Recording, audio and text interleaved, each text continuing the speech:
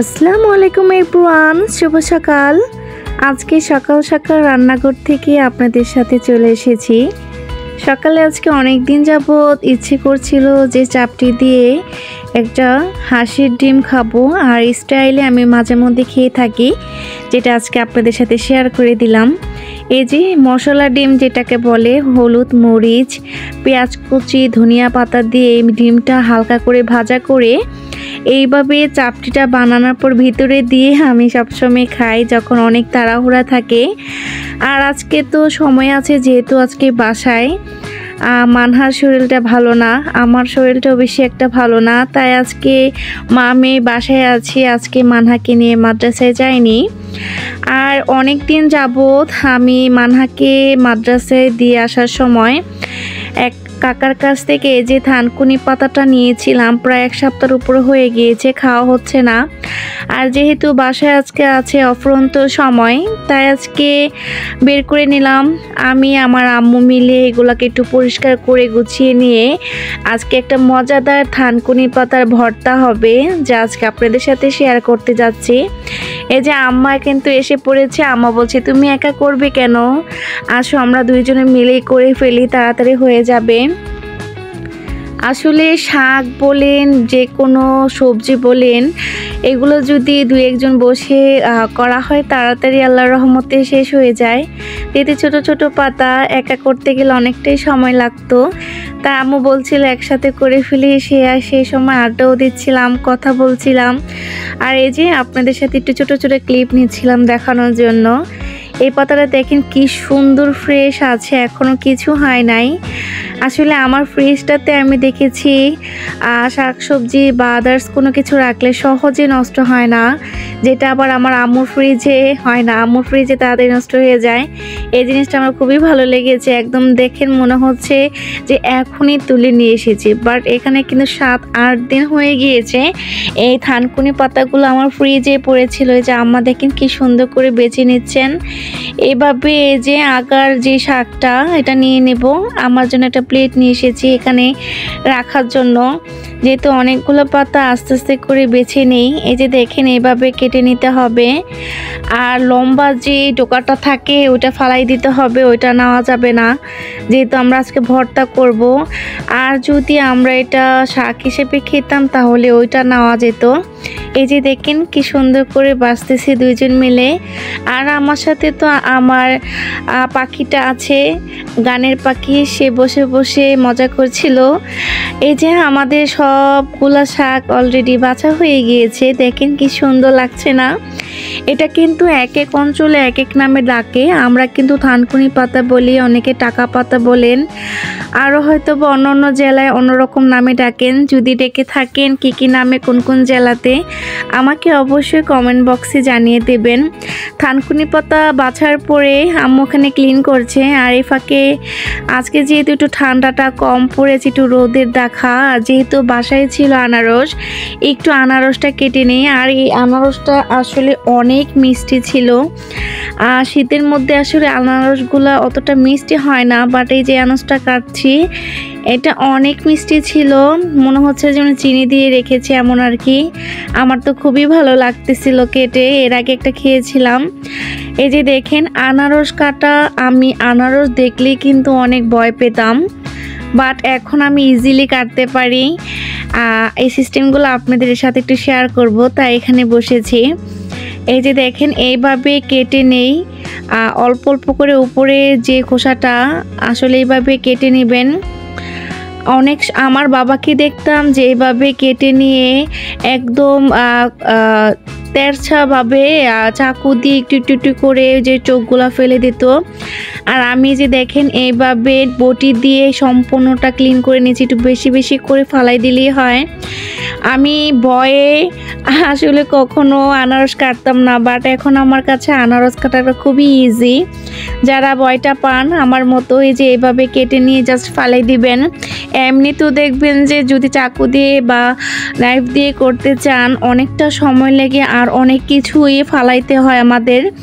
তো এইভাবে যেহেতু ফালানোই লাগবে, একটু ভারী ভারী করে কেটে নিলে সময়ও বাঁচলো আর তাড়াতাড়ি আনারসটা কাটা হয়ে গেল, এই আর কি।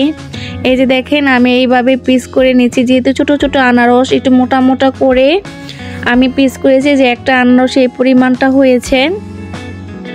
এই যে নেক্সট আনারসটা আমি আবার ধরেছি, ওইখানে মানহা বসে বসে খাচ্ছিল, তাকে দিয়েছি আর এই পাশ দিয়ে আমি কাটতেছিলাম। এই যে আরেকটা আনারস, সেটাও কেটে নিচ্ছি।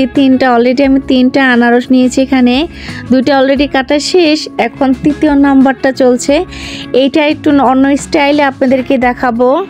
এই যে দেখেন আনারসটা এইভাবে দুই ভাগ করে মাঝখানে ওইটাকে আবার দুই পিস করে নেবেন, আর এটা ফালাই দিলে আরও তাড়াতাড়ি কাটা যায়।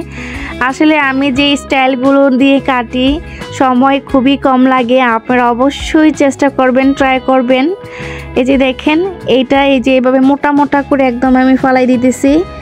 এইভাবে করলে খুবই তাড়াতাড়ি করা যায়, যেহেতু সামনে রোজা আগমন, আমাদের রোজার যে এই মাসটা পরেই তো শুরু হয়ে যাবে। তো রোজার মধ্যে আমাদের বাসায় অনেক আনারস খাওয়া হয়, এভাবে হয়তোবা সবার ফ্যামিলিতে খাওয়া হয়। এভাবে কেটে দেখবেন সময় খুবই কম লাগে।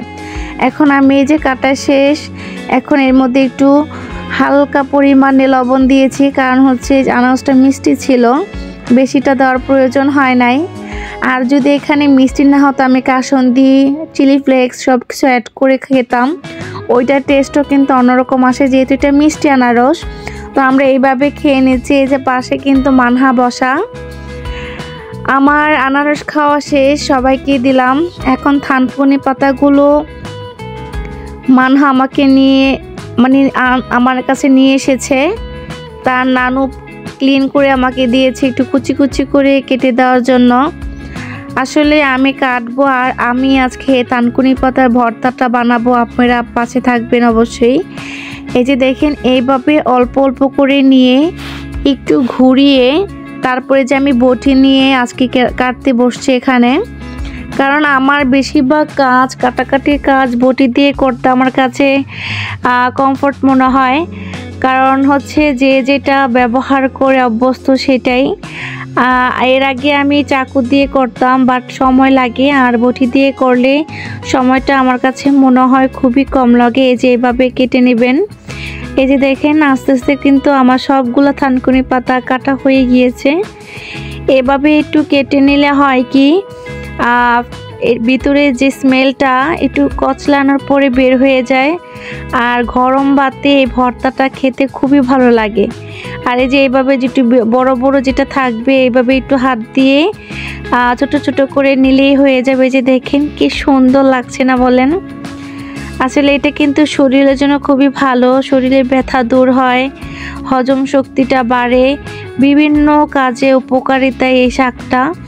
আমি কিন্তু এখানে কাঁচামরিচ, শুকনো মরিচ, পেঁয়াজ, ধনেপাতা সব কিছু একসাথে নিয়েছি, আজকে ভর্তাটা করবো। এই যে শুকনো মরিচটা একটু একটু করে ভেঙে দিচ্ছি। আমি এখানে 2টা পরিমাণ হচ্ছে কাঁচামরিচ আর 3টা শুকনো মরিচ নিয়েছি, আর 2টা পেঁয়াজ। আসলে এই পাতাটা একটু কচলানোর পর কিন্তু অল্প একটু হয়ে যাবে, এর জন্য আমি এখানে 2টা পেঁয়াজ নিয়েছি, আর বেশ কিছু 2 মুঠো পরিমাণ ধনিয়া পাতা। তার সাথে তো সরিষার তেল মাস্ট বি লাগবেই। এই যে মানহা কিন্তু আমাকে সরিষার তেলটা এনে দিয়েছে। এই যে দেখেন কালারটা কি সুন্দর লাগছে। তা আবার যদি কাচের জারে রাখা হয় সরিষার তেলটা কিন্তু খুবই ভালো থাকে, আর স্মেলটা নষ্ট হয় না সহজে। শীতের দিন যেহেতু আম্মা সবসময় কাচের জারে এই সরিষার তেলটা রাখতে পছন্দ করেন। এই যে এখন আমি একটু ভালো করে কচলিয়ে নিব। আসলে হাতের ছোঁয়া যাকে বলে, যে কোনো খাবারে আপনি নিজের হাত দিয়ে তৈরি করে খাবারটা খাওয়ার মজা আলাদা। আর যেহেতু ভর্তাতে তো হাত লাগাতেই হবে। আমি আগে ঝালের ভয়ে হাতে গ্লাভস পরে বা পলিথিন পেঁচিয়ে আমি সব কিছু করতাম, বাট এখন একটু হালকা পাতলাভাবে অভ্যস্ত হয়ে গিয়েছি। আম্মা সবসময় বলেন যে হাতের ছোঁয়া সব কিছু খাবারে লাগাবা, খাবার সুস্বাদু হয়ে যাবে। আসলে তাই, এভাবে সুন্দর করে আস্তে আস্তে করে আপনি কচলিয়ে নিলেই ভর্তাটা কিন্তু রেডি। এই যে দেখেন আমি এখন এটা একটা ফ্রিজের মধ্যে রেখে দিচ্ছি, কারণ সব কিছুরই একটা সৌন্দর্য আছে। খাবারটা যত লোভনীয় লাগবে খেতে কিন্তু খুবই ভালো লাগে খেতে। এই যে দেখেন আমার কিন্তু অলরেডি ভর্তা রেডি হয়ে গিয়েছে। কেমন হয়েছে অবশ্যই জানাবেন। মানহা কিন্তু একটু খাওয়ার জন্য বারবার হাত দিচ্ছিল, সে কিন্তু খায় না জাল। তারপর এটা দেখার পরে তার হয়তো বা খেতে ইচ্ছে করছে, সে দেখে বলছে মা অনেক সুন্দর লাগছে, সবুজ সবুজ, খেতে হয়তো বা অনেক মজা হবে। সে কিন্তু ভাত দিয়ে আমার সাথে এটা খেয়েছে। এই যে দেখেন কালারটা কি সুন্দর সবুজে রয়েছে, একটুও চেঞ্জ হয় নাই, আরও মনে হচ্ছে সবুজটা বেড়ে গিয়েছে। সব কাজ গুছিয়ে এখন রুমটা একটু গোছাতে হবে, বিছানাটা ঝেড়ে দেই। এই যে দেখেন আমি কিন্তু আমার রুমটা আস্তে আস্তে করে গুছিয়ে নিয়েছি। মেয়েদের সাংসারিক কাজগুলো যদি মেয়েরা না গোছায় তাহলে তো হবে না। নিজেদের কাজগুলো নিজেরা একটু করে নিলে হয় কি সময়ের মধ্যে সব কিছু গোছানো হয়ে যায়।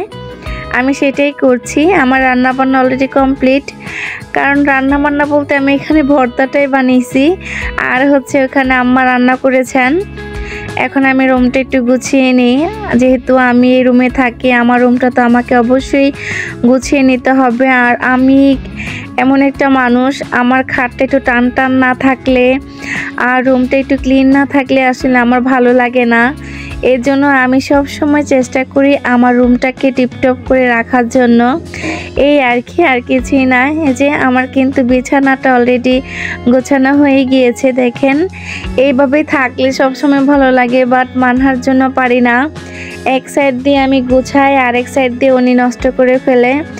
আসলে বাচ্চা থাকলে এটা হবে। আম্মা সবসময় আমাকে সান্ত্বনা দেয় যে বাচ্চারা না করলে কে করবে, তোমরাও তো এক সময় করেছ, এখন তো ওদের এই সময়, এখন ওরা করবে। এই যে দেখেন সোফার মধ্যে কি করে রেখেছে, ডল আর জামা কাপড় সব কিছু এনে রাখে। মানে একটা মানুষ যদি হঠাৎ বাসায় আসে বলবে যে পুরাই অবস্থা টাইট। এই যে আমার কিন্তু সব কিছু ক্লিন করা হয়ে গিয়েছে। ওই সাইড দিয়ে যে বুড়ি ওই রুমে রেডি হচ্ছে, সে খেলা করছে আর কি। এই যে দেখেন রুমটা গোছালে আসলে সব ভালো লাগে। এখন ফার্নিচারগুলো হালকা পাতলা করে একটু মুছে নেই, কারণ যে কোনো ফার্নিচারে গড়ে থাকুক না কেন আপনি যদি একটু হাত দিয়ে পরিষ্কার করে নেন, যেহেতু এখন শীতের সময় ধুলাবালিটা অনেকটা পরিমাণ পড়ে যায়। রাত্রে মোছামুছি দিয়ে রেখে দিয়ে সকালে এসে দেখে একদম হোয়াইট হয়ে গিয়েছে, সাদা। এই যে দেখেন ড্রেসিং টেবিলে মানহা একটা গাছ লাগিয়েছে। আমার কিছু ইনডোর প্লান্ট আছে, আমি কিন্তু অনেকটা ইনডোর প্লান্ট সবসময় যত্ন করে, হয়তো বা আমার ভিডিওতে আপনারা দেখেছেন। আশা করি আজকের ভিডিওটি আপনাদের ভালো লেগেছে। ভালো লাগলে অবশ্যই একটি লাইক কমেন্ট শেয়ার করে যাবেন। আল্লাহ হাফিজ।